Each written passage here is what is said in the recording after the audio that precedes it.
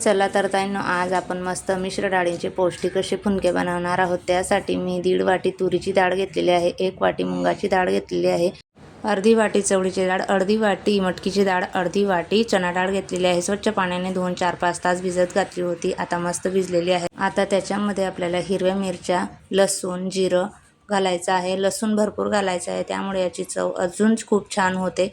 हे सगळं घातल्यानंतर मिक्सरमध्ये रवाळ असं आपल्याला वाटून घ्यायचं आहे। नंतर उरलेली डाळ पण मी आता ही मिक्सरमध्ये बारीक वाटून घेणार आहे। आता त्यामध्ये बारीक चिरलेला कांदा आणि बारीक चिरलेली कोथिंबीर घालायची आहे। वरून चवीनुसार मीठ घालायचं, व्यवस्थित मिक्स करून घ्यायचं।